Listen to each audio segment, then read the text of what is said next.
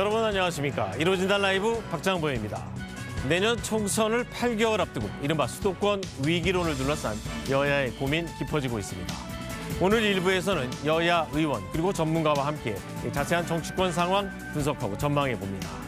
또 이어지는 순서에서는 일상화되고 있는 기후 위기 속에서 정부의 물관리 대책 한화진 환경부 장관에게 직접 물어보겠습니다. 이루어진다 라이브 지금 바로 시작합니다.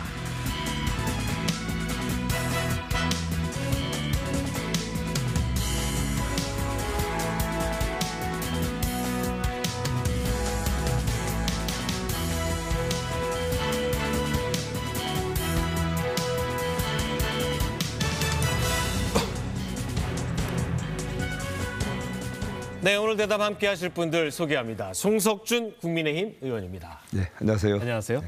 박주민 더불어민주당 의원입니다. 예, 안녕하십니까. 박성민 정치 컨설팅 민 대표입니다. 예, 안녕하십니까. 안녕하세요. 네, 세 분 나와주셔서 감사합니다. 먼저 이 정치권 상황 알아볼 때 발생 상황 먼저 알아보면 민주당에서 이제 혁신위원회가 활동을 종료했는데 이제 가장 이제 유권자 입장에서 눈에 띄는 게 이제 대의원 제도라든지 권리당원 문제는 당내의 문제라면 이 다선 의원들에 대한 용퇴 촉구를 라는 얘기가 나왔는데 박주민 의원께서는 이 다선 의원 용퇴라는 움직임에 대해서 어떻게 찬성하십니까? 반대하십니까? 그러니까 항상 정당은 좀 새로운 조류에 조응을 해야 되고 또 새로운 어떤 의사를 갖고 있는 분들을 대변해야 되지 않습니까? 그러다 보니까 뭐 세대 교체 혹은 뭐 물갈이 이런 것들을 주기적으로 하고 또 할 필요가 있습니다. 뭐 그런 아마 의미에서 다선 의원들의 경우에 좀 용퇴를 해주시면 어떻겠냐라는 원론적인 얘기를 한 것 같습니다. 여기서 근데 다선이란 거는 몇 선을 얘기하는 거죠? 그러니까 사실 그거를 이렇게 딱 명확하게 규정하기도 어렵고 또 몇 선 이상의 의원들 중에서도 여전히 이제 아까 말씀드렸던 새로운 세대와 조응하고 또 새로운 어떤 목소리를 대변하는 분들도 계시기 때문에 일률적으로 어떻게 선을 정하기는 어려웠을 거예요. 그러니까 그동안 여러 가지 어떤 기회를 가지셨던 분들이 좀 여러 가지 고민 속에서 스스로 뭔가 용퇴를 결정하는 그런 권고를 하지 않았나 싶습니다. 예. 네. 자, 상대당 입장에서는 민주당의 이 혁신위 활동 어떻게 평가하세요? 예, 사실 이번 그 민주당의 혁신위 구성의 배경은 뭔가 뭐 소위 전당대회, 소위 돈봉투 전당대회, 뭐 또 모 의원의 뭐 코인 투기 사건 이런 거에 대한 반성으로 뭔가 혁신을 하자라는 게 아마 시작된 걸로 알고 있는데 결과를 보면은 그런 부분에 대한 것보다는 오히려 이제 뭐 일부에서도 얘기하지만 이재명을 위한 이재명의 당권을 굳히기 위한 그런 혁신안이 아니냐. 네. 오히려 국민적 기대에서보다는 이재명 대표의 기준에 맞는 혁신안이 나온 거 아니냐. 그런 공직윤리 관련해서는 아마 박주민 의원께서 하신 말씀이 있을 것 같으니까 그건 제가 이제 추가로 발언 기회를 드리겠습니다.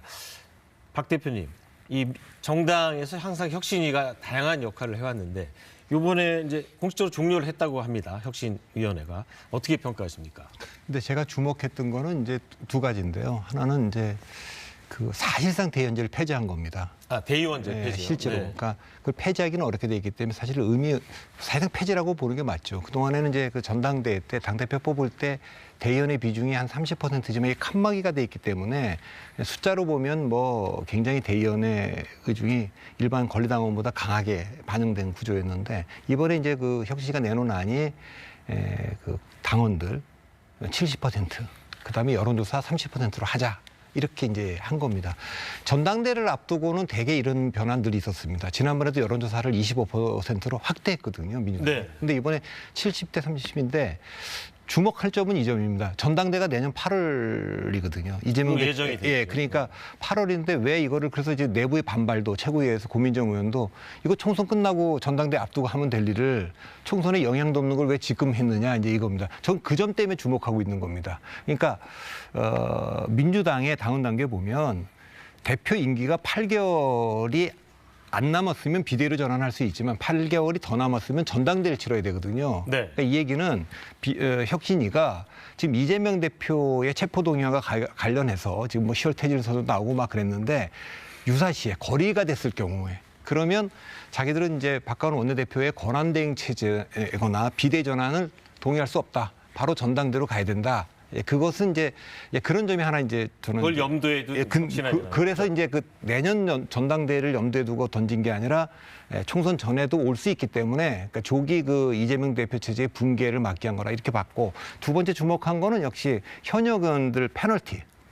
아까 다선 의원 용태라든가 국회직 당직 기능분들 용태는 그냥 선언적인 거지만 네. 구체적으로 보면 이제 좀 점수화를 해서 하위 몇 %는 조금 물을 갈고 신진 인사들에게 기회를 좀 더 주겠다고 하는 거니까 그거는 지금 현재 민주당의 의석수가 굉장히 많은 상황에서 현역 의원들이 느끼는 압박감이 굉장할 것 같고 그래서 이 결국 이 두 가지가 섞여서 이 안이 통과될 가능성보다는 그 당내에서 굉장히 좀 시끄럽게 되는 자칫하면 좀 분열로 갈 수도 있는 그걸 던졌다 이렇게 좀 봅니다.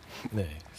박 의원님, 우리 박 대표님 말씀하시는 거 보면은 이재명 대표의 사법 리스크 때문에 이 전당대회가 내년 8월임에도 불구하고 지금 이 룰을 바꾸려고 한다 이런 지적이 나오고 있거든요. 그렇게 말씀하시는 분들이 계시더라고요. 근데 그렇진 않고요.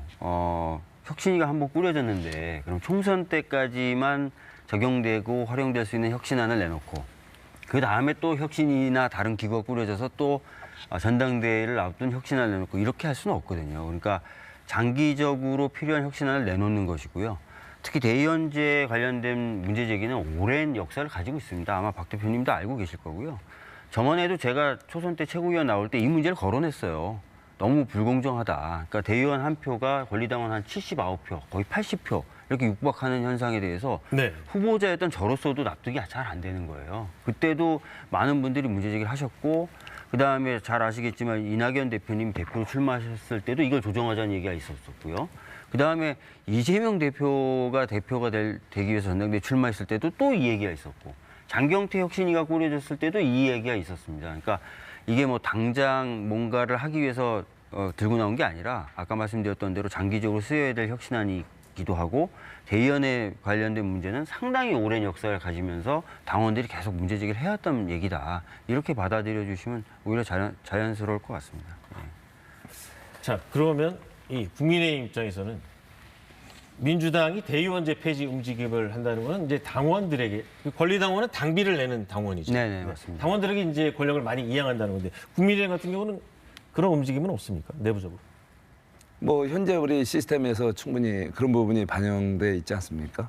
뭐 우리 당에서는 뭐 대의원제보다는 우리 뭐 책임 당원 그리고 당원들의 의견 비중 그런 것이 높은 편이고 그리고 또 뭐 일반 여론조사 이런 거 현재 시스템에서 뭐 큰 논란은 없는 것 같습니다. 뭐 민주당이 갖고 있는 대의원제 같은 그런 문제는 이번에 뭐 어쨌든 민주당에서 혁신안의 내용이 굉장히 개딸들의 큰 호응을 받았다는 거 그런 점에서 뭔가 좀 국민들이 봤을 때는 좀 이상하다.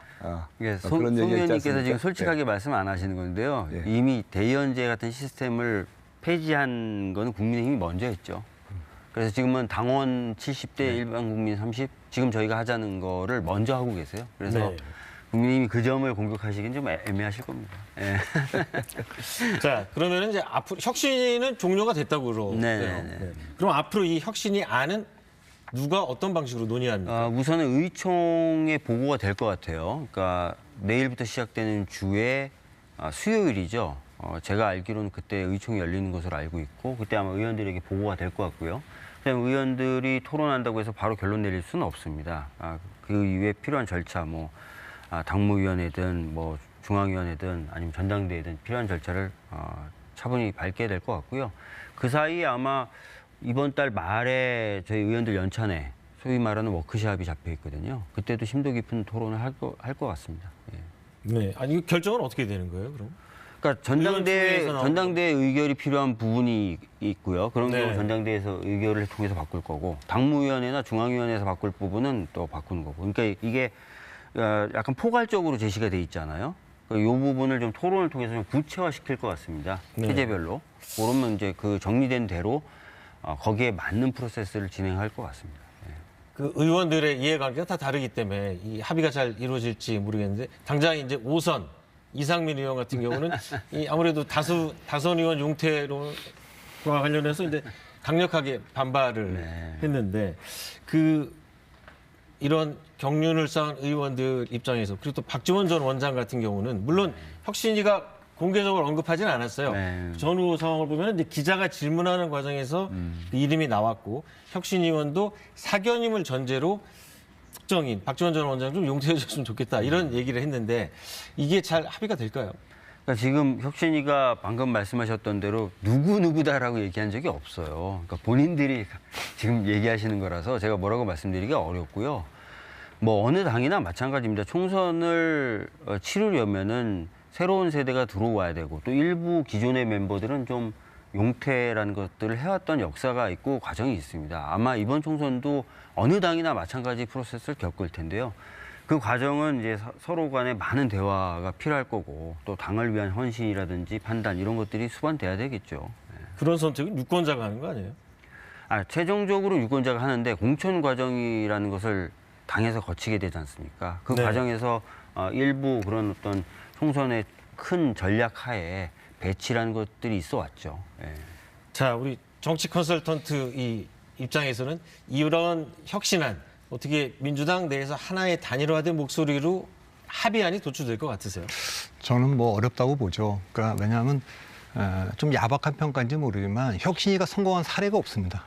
예, 그리고 혁신이라는 거는 혁신이 필요하기 때문에 만들어지는데 그 혁신이라는 건 대체적으로 지도부를 향한 당 대표를 향한 총구를 좀 돌리기 위한 그런 경호기구, 위장기구일 가능성이 크기 때문에 네. 대체로 2015년에도 봤지만 그때 문재인 당대표 시절입니다. 그러니까 문재인 당대표가 되고 바로 이어진 4월 보궐선거에서 4석 모두를 졌어요. 그래서 네. 이제 당대표가 굉장히 어려웠는데 김상곤 혁신위를 떴습니다. 김상곤 위원장, 조국 부위원장으로. 그래서 8월 말까지 다 와서 혁신안을 발표했는데 9월 2일인가요? 안철수 의원이 혁신은 실패했다. 이렇게 공격하면서 이제 문재인 안철수 격돌이 있었고 결국 12월 13일 안철수 의원이 탈당하면서 이제 분당 비슷하게 분열이 됐는데 이번도 사실은 원래는 이제 8월 말까지 활동하는 걸로 돼 있었죠. 근데 이제 김문경 혁신위가 여러 가지 이제 그 구설수에 오르고 그러니까 조기 종료를 했는데 네. 조기 종료를 했지만 이거는 뭐 모든 사람들이 이거를 그 발표하면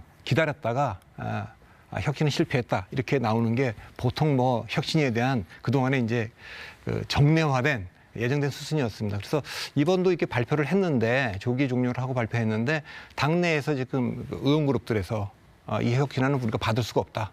그리고 지금이 무슨 뭐 총선과 관련도 없는 이런 뭐 대의원제 폐지 얘기할 때냐 뭐 이런 얘기가 있기 때문에 네. 저는 결국 이것이 혁신안이 자칫하면 혁신안이 아니라 분열안이 될 수도 있기 때문에 개파 갈등이 있는 게 사실이고 네. 그리고 이제 그 이해관계가 다르기 때문에 이것이 이제 아마 본격적으로 민주당이 이제 뜨겁게 격돌할 그 계기가 되지 않을까 그렇게 봅니다. 네. 자, 이제 민주당 얘기 하나 더 마지막으로 하고 가겠습니다. 그 혁신이라고 하면은 이제 국민들의 눈높이로 네. 봤을 때는 무언가 이제 권력을 갖고 있는 사람들, 특권을 갖고 있는 분들이 네. 뭔가 내려놓고 포기하는 거를 개혁이자 혁신이라고 네, 하는데 네, 네.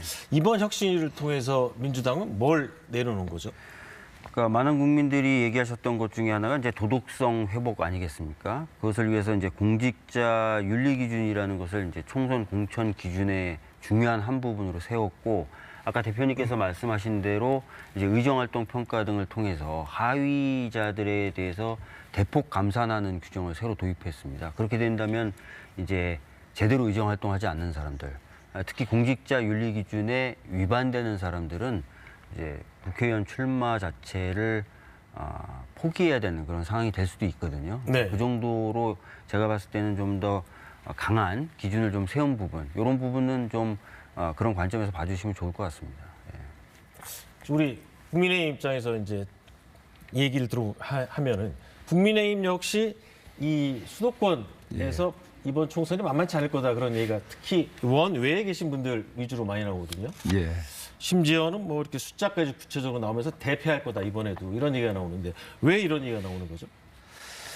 예, 뭐 수도권 민심이라는 게 이제 굉장히 유동적이고 굉장히 예민하지 않습니까? 예. 그런데 이제 지금 이제 일각에서는 지금 수도권에 우리 지금 빈자리가 소위 사고지구당이 많습니다. 우리 서울, 인천, 경기에서 29석. 그러다 보니까 뭐 여러 가지 뭐 인물난이 있는 거 아니냐. 현재 예, 그 공석인 거죠. 예, 네, 그 총선 당협위원장. 출마자가 혹은 당협위원장이 없는 예, 곳이죠. 당협위원장이 없는. 예, 그러다 보니까 이제 지난 그 지방선거에서 많은 분들이 이제 시장 군수로 이동한 경우도 있고 또 뭐 개별적인 이런 개인적인 사유로 공석인 경우도 있는데 어쨌든 이런 사고제고 당수가 많다는 자체가 뭔가 내년 총선에 좀 어려움이 있는 거 아니냐 이런 우려들이 좀 있는 거죠. 그렇지만 오히려 또 다른 면에서는 이제 새로운 이제 그 인물들이 새로운 또 참신한 인재들이 또 이렇게 흡수될 수 있고 네. 새로 등장할 수 있는 좋은 여건이 조성됐기 때문에 오히려 지금 뭐 걱정은 우리가 또 안 해서는 안 된다고 봅니다. 하지만 뭐 또 그 속에서 새로운 또 희망과 새로운 또 뭔가 가능성이 더 커진 건 아닌가 이런 저는 생각을 합니다. 그건 너무 낙관적으로 평가하시는 거고요. 송 의원님, 예. 잠깐만요. 아니, 박 대표님, 여당인데 총선 출마자가 지금 뭐 이렇게 득달같이 많이 나와야 되는데 29곳이나 경기도지만 내년에 총선 출마할 대상자가 이렇게 아직 확실하게 정해지지 않고 이른바 이렇게 사고지구당이라는 표현까지 나오는데 굉장히 이례적인 현상 아닙니까? 근데 이제 그거는 뭐 사실 사람이 없어서라기보다는 어차피 지금 조만간 다시 공천할 때 할 테니까 굳이 지금 할 필요 없다. 좀 시간을 보느라고 그렇죠. 그런가요? 지금은 뭐 굳이 뭐 안 해도 되기 때문에 이제 그런 것 같고 다만 위기의 본질은 이겁니다. 민주당이 지난 총선에서 2020년에 뭐 그때 뭐 코로나 팬데믹도 있었습니다만 수도권에서 얻은 의석이 103석입니다. 민주당이. 네, 대승을 거뒀죠. 대승 정도 아니라 100석을 넘어간다는 건 상상할 수가 없는 거죠. 그러니까 민주당은 전통적으로 뭐 호남당이다 이런 인식이 있었는데 호남당 아닙니다. 민주당은. 김대중 정신을 계승하는 호남당이다 이런 인식이 있는데 이제 호남당 아닙니다. 네. 그리고 또 어떤 일각에서는 노무현 문재인 두 대통령을 낳은 우리 사실 그 PK 정당이다. 이렇게 보는 분들도 있는데 PK 정당 아닙니다. PK에서 계속 의석수가 좀 줄었고요. 특히 지난번에도. 그러면 민주당은 뭐냐? 수도권 정당입니다. 이게 이제 그 국민의힘의 위기의 본질입니다. 수도권 정당이라는 거는 유권자가 사실 지금 그러니까 뭐 103석이나 지금 되고 있는 데뿐만 아니라 민주당이 전통적으로요. 지도부를 뽑을 때는 호남도 뭐 배려하고 충청도 배려하고 영남도 있고 이게 균형이 있었어요. 네네. 최근에 지도부 전당대회를 민주당 전당대회를 보면 전부 다 수도권 사람들입니다. 그러니까 완전히 수도권 정당입니다. 그런 점에서. 그런데 지금 국민의힘은 지도부에 수도권이 없어요. 당대표고 원내대표고 네, 사무총장. 지금 지도부가 예. 그러니까 수도권 선거를 치러본 분이 없습니다. 그러니까 네. 이게 이제 아마 안철수 의원이나 윤상현 의원이 얘기하는 수도권 선거를 치러본 적도 없고 위기감을 갖고 있지 않다. 그러니까 위기감이 없다는 게 저는 위기입니다. 그러니까 잼버리 뭐 윤상현 의원도 여당 내에서. 예, 잼버리도 이거 문제가 있는 거 아니냐 막 얘기해도 그 김명수 여가부 장관이 대책 다 있다 잘하고 있다 지금 그랬는데 지금 국민의힘 답이 지금 제가 보기엔 그런 것 같아요. 지금 잘하고 있다 걱정하지 마. 왜 지도부를 공격하느냐 그러는데 공격이 아니라 우려들 하고 있는 거죠 지금. 그러니까 민주당이 굉장히 강력하게 중심을 수도권으로 이동한 거에 비하면 그만큼 국민의힘은 영남으로 계속 내려갔거든요. 하방을 했거든요. 그러니까 네. 이게 이제 저 위기의 본질이라고 봅니다. 네. 자, 그러면 여기서 이제 최근에 여야의 이제 수도권 지지율 동향을 한번 보도록 하겠습니다. 네, 먼저 조사 기관은 MBS인데요.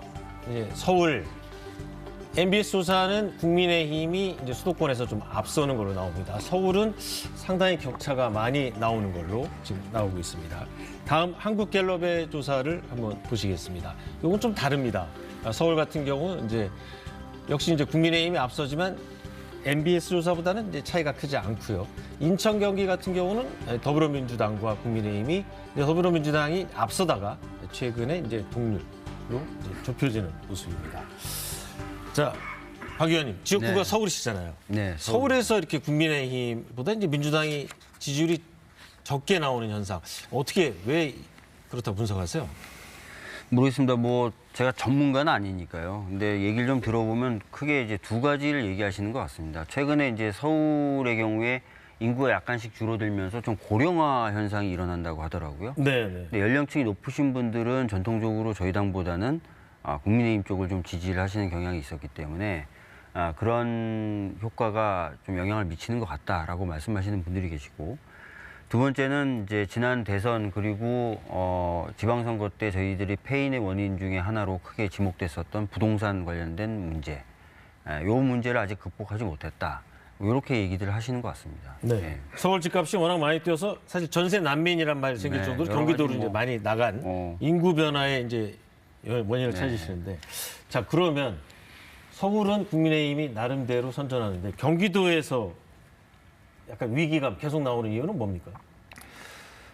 예, 뭐 경기도에 지금 말씀하신 대로 이제 지역구가 인구 경기도 이동으로 시장. 인구 이동으로 이제 아니게라 이제 좀 밀려난 그런 분들도 있고 그러니까 젊은 층이 유입이 많이 됐다는 거죠. 그래서 또 젊은 층들이 많고 그러다 보니까 가장 경기도가 어쩌면은 다양한 분들이 모여 살고 또 약간 유동성이 많고 그리고 특히 그 예민한 지역입니다. 그래서 제 지역구 이천만 해도 과거보다 훨씬 더 유동성과 이런 게 좀 더 커졌고 네. 그래서 이렇게 또 욕구도 다양하지 않습니까? 또 수도권 이 경기도는 이렇게 동서남북으로 지역별로 그 이해관계도 다 다르고 여러 가지 또 현안 과제가 많습니다. 그래서 어쩌면은 얼마나 이제 그 각 당에서 책임 있는 그런 문제 해결 어떤 정당으로서의 모습을 보이느냐 이것이 이제 표심에 영향을 많이 줄 거로 기대됩니다. 그 중에 이제 대표적인 것이 지금 말씀하신 대로 주택 문제 어떻게 해결할 것인가 그리고 또 교통 문제 이런 문제를 그동안에 그 문재인 정권 내내 사실은 문제를 해결한다고 하면서 사실 문제를 키워왔거든요. 반면에 이제 윤석열 정부 아직 이제 1년밖에 안 됐지만 뭐 이렇게 거대 야당의 여러 가지 발목 잡기 와중에서도 나름대로 하나하나 문제를 해결해가는 노력이 조금씩 결실을 거두고 있고 내년 총선에서 이제 국민들께서 아마 이제 문제 해결을 위한 정당이 어떤 정당인지 거기에 대해서 현명한 선택을 특히 이제 경기도에 많은 현안 과제가 몰려 있는 경기도에서 그 현명한 유권자들이 판단을 해주실 거라고 좀 믿고 있습니다. 네. 두 분 다 인구 변화에 상당히 많은 방점을 뒀는데 대표님 보시기엔 어떠세요? 일단 인구 변화가 맞고요. 일단 첫 번째 저희도 그렇게 그러니까 서울 인구가 계속 줄고 있고 경기도 인구가 계속 늘고 있습니다. 그런데 이제 뭐 밀려났다고 표현하셨는데 밀려난 정도 있지만 그러니까 부동산 때문에 좀 경기도로 이동한 것도 있지만 경기도가 2기 신도시, 3기 신도시 하면서 뭐 살기가 좋아지고 교통 문제가 지하철이 다 연결되면서 네. 오히려 뭐 자발적으로 나가는 분들도 꽤 있어서 이제 그런 점에서 이제 민주당이 서울이 험지가 됐다 이런 얘기를 하는데 저는 그거 못지않게 또 어쩌면 그보다 더 큰 이유가 오세훈 서울시장이라고 생각을 합니다. 오세훈 서울시장. 그러니까 지난 4년 전에만 해도 문재인 대통령, 박원순 서울시장 그리고 구청장이 24개를 민주당이 갖고 있었기 때문에 네. 그러니까 완전히 민주당 판이었어요. 근데 지금은 서울에 이제 윤석열 대통령의 오세훈 시장 그리고 구청장을 지금 17개를 국민의힘이 갖고 있습니다. 그러니까 그런 점이 영향이 있는데 특히 이제 서울시에서 오세훈 서울시장이 추구하는 서울과 박원순 전 시장이 추구하는 서울에 대한 그 선택. 이 선택에서 민주당이 우위를 보이지 못하고 있습니다. 그러니까 그런 점이 있고 경기도는 어쨌든 김동연 민주당 지사가 지키고 있는 지역입니다. 거기는 이제 민주당 지사고 물론 이제 기초단체는 뭐 22대 9로 지난번에 이제 국민의힘이 크게 이겼지만 그래도 도지사가 일단 그렇고 도연수도 이제 딱 50대 50이거든요. 그렇게 돼 있기 때문에 그런 영향도 좀 있다고 저는 봅니다. 이 분석에 대해서는 어떻게 평가하세요? 지역구가 이제 서울이 있으니까 아무래도 지역 구민들 만나면은 민주당의 서울시장 그리고 이 국민의힘의 서울시장의 차이가 영향을 미쳤을까요? 우선 그 전에 하나 좀 바로잡고 싶은 게 저는 밀려났다는 표현을 제가 쓴 건 아니고요. 이동. 저는 서울 인구가 좀 줄어들었다 이렇게만 말씀을 드렸습니다. 오세훈 시장이 보여주는 서울의 미래 이런 부분을 능가하고 또 그런 부분을 극복할 수 있는 비전을 못 보여주고 있다라는 말씀하셨습니다. 민주당이 동감을 합니다. 사실 이제 오세훈 시장은 시장이 이제 새로 되고 나서 굉장히 많은 개발 공약들을 내놓고 있거든요. 그 중에는 뭐 지역 주민들이 터무니없다고 생각하는 것도 있긴 하지만 전통적인 개발 욕구에 호소하는 그런 프로젝트들이 꽤 있습니다. 네. 그래서 그런 것들을 능가하고 극복하는 저희는 꼭 개발로 경쟁하겠다는 건 아니지만 다른 모습의 서울이 어떤 것인지를 좀 보여드릴 필요가 있어요. 근데 아직까지 민주당이 전체 서울을 어떻게 바꾸겠다라는 모습을 제대로 보여드리지 못하고 있고 또 오세훈에 대항할 수 있는 다음 서울시장 뭐 이런 어떤 것도 제대로 못 보여드리고 있어요. 그게 누군지. 그러니까 전반적으로 봤을 때 서울시에 있는 민주당은 좀 약간 취약해 보이는, 허약해 보이는 이런 인상을 이제 서울 시민들은 받으실 수 있다고 생각합니다. 예. 알겠습니다. 자, 그러면 이제 당내 리더십 관련해 갖고 김기현 대표 취임한 지가 얼마나 됐죠? 국민의힘. 예, 뭐 취임하신 지가 벌써 이제 5개월이 지났죠. 네. 예, 예. 자체적으로 예. 평가하는 김 대표의 리더십은 어떻습니까? 뭐 지켜보셔서 아시지 않겠습니까? 예, 우리 김기현 대표님 또 처음 이렇게 선출되실 때 우리 당내 압도적인 지지로 됐지 않습니까? 그래서 그리고 또 이제 중요한 것이 이제 여당으로서 당정대 우리 당과 정부 그리고 대통령실과의 유기적인 협조 이런 또 원활한 소통 네, 이런 면에서 뭐 아주 정말 원활하게 이루어지고 있고. 송 의원님이 예. 말씀이 굉장히 조심스럽게. 조심스러운 게 아니라 사실입니다. 저는 김기현 대표님을 옛날 울산시장 시절부터 제가 중앙정부에 근무할 때부터 네, 네. 알고 지내왔는데 네. 굉장히 은근과 끈기 그리고 아주 알겠습니다. 조용한 카리스마로 그럼 상대당의 평가를 리더십을 한번 들어볼게요. 발휘하시는, 예. 민주당이 평가하는 김기현의 리더십은 어떻습니까? 사실 이제 그 윤석열 정부가 출범했을 때 많은 국민들이 불안해했던 부분은 정치 경험이 없다. 네, 정치 신인이었죠. 라는 거 아니겠습니까? 그리고 공직 생활을 하셨다고 하지만 그러니까 검찰은 아시다시피 뭔가를 만들어내고 생성하기보다는 판단하고 평가하고 배제하는 그런 역할 아니겠습니까? 그래서 사실 윤석열 정부가 제대로 된 역할을 하려면 여당이 그 부분에 대해서 제대로 견제를 하기도 하고 이끌기도 하고 해야 된다라고 생각을 했었고 또 그런 부분을 많은 국민들이 기대를 하셨을 것 같은데 네, 네. 지금 현재 김기현 대표 체제는 그런 측면에서 굉장히 부족하지 않을까. 오히려 좀 정부가 잘못해도 그걸 덮기에 급급하고 그래서 어떻게 보면 비슷한 류의 실수 사전에 충분히 대비하면 회피할 수 있거나 막을 수 있었던 문제가 계속 터지는 그런 현상들 그런 것들을 계속 보여주는 것 아닌가라고 생각이 들어서 저는 약간 김기현 대표 체제가 제대로 서기 위해서 그리고 국민의힘이 좀 더 좀 잘 되기 위해서는 이제라도 좀 방향을 좀 바꾸는 게 필요하지 않을까 이렇게 생각합니다. 좀 그 부분에 대해서 좀 생각이 좀 다른데요. 네. 예, 우선 윤석열 정부가 검찰 출신의 대통령으로서 문제 해결 능력이 부족하다고 하는 부분에 대해서는 아마 국민들께서 동의가 안 될 겁니다. 예를 들면 그 구조적인 문제에 대해서 과감한 메스를 가하지 않습니까? 예, 그동안 켜켜이 쌓여진 문재인 정권에 누적된 이런 구조적인 모순들, 예를 들면 뭐 강성 노조 문제라든가 또 여러 가지 이런 이권 카르텔, 이번에 예를 들면 LH 이번에 뭐 소위 순살 아파트 이런 문제에 대해서도 네. 근본적인 문제에 이제 메스를 가하기 시작했거든요. 그리고 잼버리 문제도 결과적으로 이 정부에 나타난 문제지만 결국 내면을 들어가면 이제 곧 국정조사나 이제 여러 가지 심도 있는 조사가 들어가겠지만 그 이면을 보면 보이지 않는 엄청난 지난 5년간 문재인 정권 5년간 형성된 카르텔이 엄청나게 지금의 윤석열 정부에서 여러 가지 문제로 환부로 나타나고 있다. 네. 예를 들면 과거 우리 뭐 이건 참 가슴 아픈 일이지만 뭐 우리 할로윈 이태원 참사의 경우에도 세월호에 대한 반성으로 시작한 문재인 정권 때 과연 얼마나 그런 각종 참사를 방지하기 위한 노력, 시스템을 갖췄는가. 네, 네. 되돌아보면 너무나 허술하다는 거죠.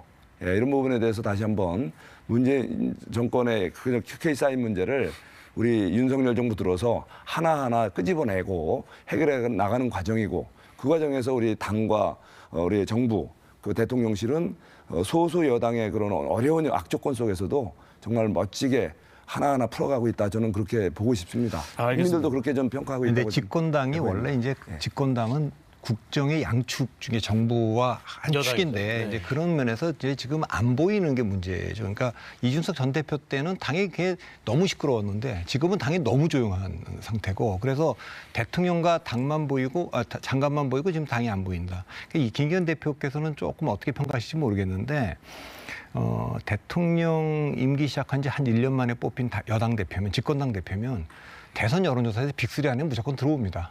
대개 어떤 경우든지. 네. 뭐 이낙연, 김무성 다 이렇게 됐죠. 근데 김기현 대표 존재감이 상당히 없다는 지금 말씀이시죠? 뭐 빅3는커녕 빅5, 빅6에도 지금 안 들어오거든요. 그 되게 앞에 포진한 사람들이 지방자치단체장과 장관들입니다. 그러니까 집권당 대표가 그러니까 그 사실은 이제 그 대통령실 비서들이나 정부 사람들은 대통령한테 참 쓴소리나 뭐 이런 걸 하기가 어렵거든요. 그런 민심을 가지고 당이 해야 되는데 당이 이제 그렇게 하지를 못하고 오히려 정부나 대통령실을 그냥 하는 대로 그대로 대변인 역할을 하고 있는 거. 저는 그 점이 아마 당원들도 좀 불만일 것 같습니다. 자괴감도 좀 있고 우리 당이 이게 집권당 맞냐. 네. 그런 점을 김기현 대표가 좀 생각하셔야 되지 않을까 싶습니다.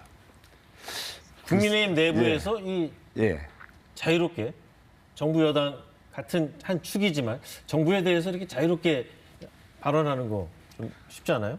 뭐 어려운 게 있을까요? 예, 저는 분명히 잘못된 부분에 대해서는 뭐 저 자신도 뭐 대통령님이든 아니면 우리 당 지도부든 정부 우리 관계자든 뭐 문제 있는 거에 대해서는 확실히 얘기를 합니다. 그런데 네. 지금 좀 분명히 말씀 다시 한번 드리자면 지금 우리 정부 여당이 과연 여당으로서 제대로 할 수 있는 게 얼마나 됩니까? 지금 그 소위 우리가 이제 개혁 법안서부터 우선 그 하나하나 이렇게 해결해야 되려면 국회에서 가장 기본적인 그 법안부터 처리가 돼야 되는데 네. 온통 해야 될 것은 다 발목 잡혀 있고 오히려 지금 그 정말 해서는 안 되는 갈라치기 법안 또 퍼주기 법안 이런 거 지금 야당이 하고 싶은 법안들만 계속 쏟아내고 있단 말이죠. 네. 아니, 이거 이런 와중에서 저도 여야가 말씀을 특히 좀 우리 여당 내에서 지금 뭐 존재감 이런 말씀하시는데 이제 우리가 정상화된다면 당이 지금 할 수 있는 일을 여당으로서 역할을 제대로 할 수 있게 된다면 아마 이제 당대표의 그런 아마 존재감도 더 훨씬 더 부각되지 않을까 그런 생각이 듭니다. 박 의원님, 이 뭐- 거대 야당 때문에 잘 일이 잘 안 된다는데. 길게 이제 말씀드릴 상황은 아닌 것 같은데 하여튼 뭐 좀 말씀을 드리면 구조적인 문제에 과감히 칼을 댄다.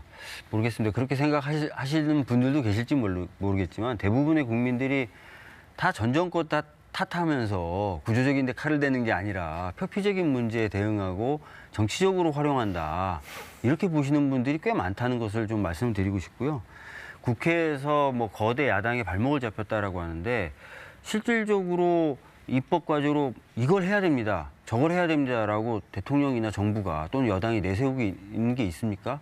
저는 집권 1년 차에 이렇게 뭔가 입법 과제로 국회에서 해결해야 된다라고 들이미는 과제가 적은 정부를 본 적이 없습니다. 없지는 않죠. 사실 없지는 않죠. 예, 그럼요. 지금 문제는 우리가 아무리 제기를 해도 그것이 일단 내부의 그 일단 논의고 해보세요. 그것이 국회로 와서 일단은 언론의 조명을 하시면 대대 받으면서 협조라든지 안 하든지 할 그 텐데 여야가 합심해서 맨날 그걸 그 처리해줘야 거대 되는데 야당 이야기 예, 하시면서 그러다 아예 보니까 하지도 자, 결국은 그러면 않는 게 여기서 내려지죠. 송 의원이 예. 딱 하나만 꼽는다면 어떤 꼭 하고 싶은 개혁 법안이 야당 때문에 예. 이 무산되기 있습니까? 뭐 한두 개가 아니죠. 뭐 예를 들면은 우리가 이제 그 우리 경제 활성화를 위한 각종 법안들이 있지 않습니까? 뭐 그동안에 뭐 좀 나중에 뒤늦게 뭐 오지 모양으로 되긴 했지만 뭐 반도체 관련 활성화를 위한 법이라든가 부동산 시장 정상화를 위한 법률이라든가 각종 우리 기업 활동 개선을 위한 여러 가지 입법들이 많이 우리가 추진되고 그건 있는데 됐잖아요. 그런데 그것들이 항상 반도체 관련된 법 다 발목 됐잖아요. 잡혀서 뒤늦게 아주 안 좋은 모양으로 겨우겨우 되어 왔다는 거죠. 네, 예. 알겠습니다. 예. 자, 이러면 이제 리더십을 민주당 쪽으로 옮겨가보죠. 네. 아마 이제 김기현 대표가 이 방송을 본다면은 우리 박성민 대표가 진단한 그 세 손가락 안에 못 든다라는 말을 굉장히 김기현 대표가 가슴 아프게 생각할 것 같아요. 자, 그런 반면에 이제 민주당 리더십 이재명 대표는 다음 주에 또 이 백현동 관련해 갖고 검찰 출두가 예정이 돼 있는데 그렇다면은 또 다른 체포영장 가능성도 나오고 있거든요. 이런 계속되는 사법 리스크는 계속 민주당 대표를 따라다니고 있거든요. 이걸 어떻게 돌파해 나가야 된다고 보세요? 당 내부에서도 여러 가지 이제 전략을 세우고 그럴 텐데. 평가가 다를 것 같고 그 평가에 따라 대안이 다를 것 같은데 제 개인적인 생각을 좀 말씀을 드리면 이제 사법 리스크라고 말씀하실 때 전 이게 실질적인 사법 리스크냐 아니면 프레임으로서의 사법 리스크냐는 구분이 돼야 된다고 생각합니다. 네. 사실 대장동 관련돼서 우리 당내 경선 때부터 문제가 제기됐었는데요. 최근에 진행되는 재판 과정에서 뭐 유동규라든지 이런 핵심이라고 하는 분들의 진술 어떻습니까? 갈피를 못 잡고 있죠. 오락가락하고 있고요. 그래서 사실 이제는 거의 대부분의 국민들이 대장동 사건에 대해서 관심조차도 없는 상황이 돼버렸어요. 근데 그 당시만 해도 이게 엄청난 사법 리스크다라고 얘기를 해왔죠.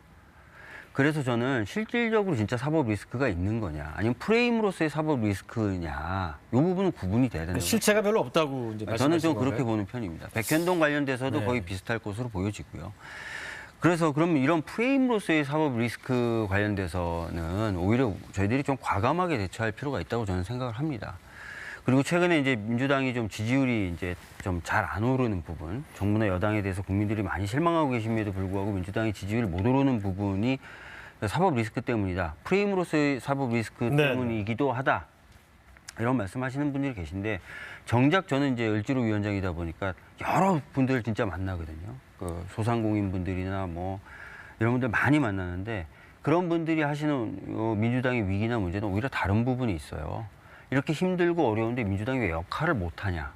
뭔가 제대로 된 어떤 역할을 해야 되는 것 아니냐라는 점을 많이 지적을 하시거든요.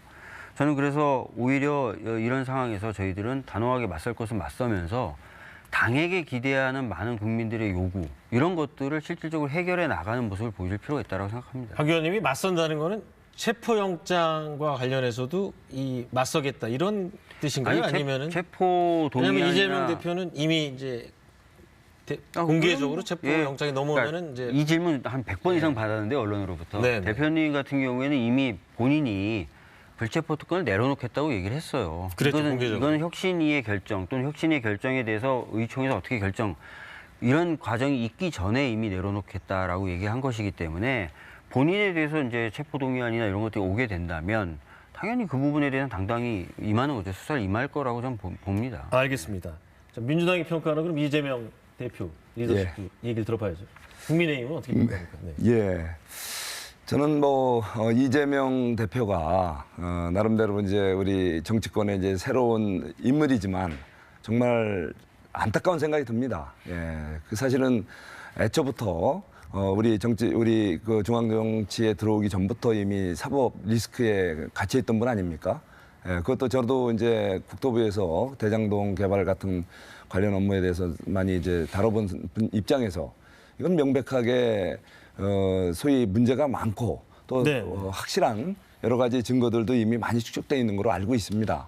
바로는 범죄 혐의를 받는 분이 소위 거대 여당의 대표가 돼서 지금 들어와서 우리 이루어지는 여러 가지 국회에서의 모습을 보면 알겠습니다. 하나하나가 방탄국회. 그러다 보니까 같이 우리 국회 전체가 국민들로부터 외면받고 지탄을 받는 그런 현상이 너무나 답답하고 안타까운 생각이 듭니다. 예. 자, 마지막으로 우리 박성민 대표 이 다음 주에 또 이제 검찰에 출두하는데 이재명 대표가 그러니까 이재명 대표가 일단 8월 17일 날 백현동 건 때문에 조사받으러 나가고요. 제가 주목하는 건 8월 22일 재판입니다. 그러니까 대북송금 상방울 관련된 거, 그러니까 이하영 전 부지사 재판이 지금 연기가 됐는데 이제 그날 재판이 이제 속개가 될 것으로 보이는데 그때 이제 이하영 전 부지사가 어떤 증언을 하느냐, 이제 이것이 굉장히 중요하고, 네. 그다음에 뭐 지금까지 공언해온 대로 검찰은 조사가 끝나면 아마 회기 중에 영장 체포동의안을 보낼 것으로 보고, 그러면 이제 그 체포동의안이 가결될 가능성은 저는 부결될 가능성보다 가결될 가능성이 1%라도 높을 거라고 좀 봅니다. 그럼 이제 네. 마지막 남은 건 영장 실질 심사에 갔을 때 판사가 어떻게 판단할 거냐, 요 문제가 남았는데, 저는 지금 이하영 전 부지사의 재판과 관련해서 그 변호사라든가 아니면 그 의원들이라든가 또 부인이라든가 이런 게 법정에서의 문제가 이게 약간 그 증거인멸을 위한 사법방해로 법원에서 판단한다면 영장이 나올 가능성도 있기 때문에 저는 일단 8, 9월 달에 그 이재명 대표 리더십이 굉장히 상당한 큰 변수가 되겠네요. 변수가 될 거라 좀 봅니다. 네. 알겠습니다. 오늘 세 분 말씀 잘 들었습니다. 감사합니다.